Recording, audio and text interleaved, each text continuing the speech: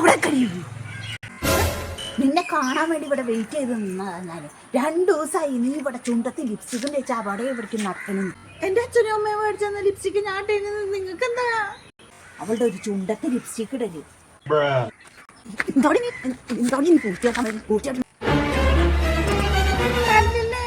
ചുണ്ട് പിടിച്ച ഞാനൊരു മധുരമായിട്ട് ഞാൻ ചോദിക്കുന്നേ. നീ എനിക്കറിയില്ല കൂട്ടുകാരാണ്.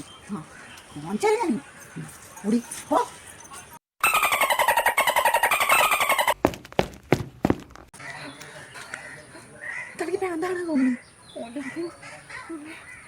വെള്ളം കിട്ടണോ? ഈ ഭാഗത്തൂടല്ലേ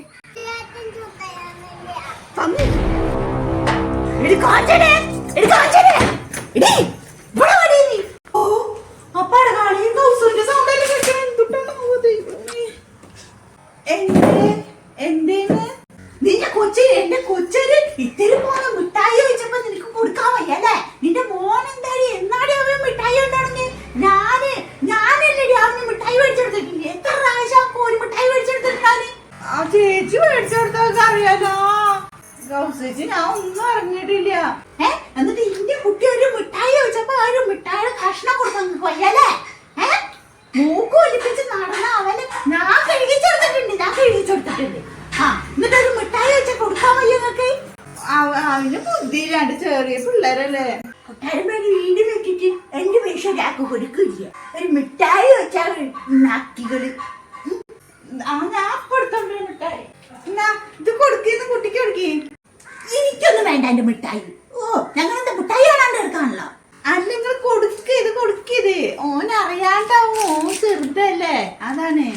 അല്ലെങ്കിൽ എടുത്താണ് നമ്മളെ കുട്ടി കുടിക്ക്. ഇനി ഇതുമാതിരിയുള്ള മക്കളെ പറയിപ്പിക്കരുത് എന്നെ കുട്ടി. ഞാൻ നല്ല രീതിയിലാണ് നിങ്ങളോട് പെരുമാറുന്നത്, അതുപോലെ എന്നോട് പെരുമാറിക്കൊള്ളണം.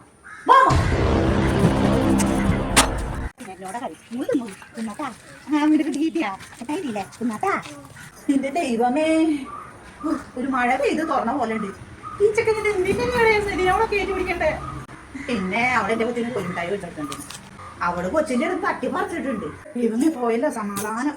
ചേട്ടാ ചെക്കനെ പുറത്ത് കാണുമ്പോ കല്ല് ചെയ്യാൻ മതിയോ?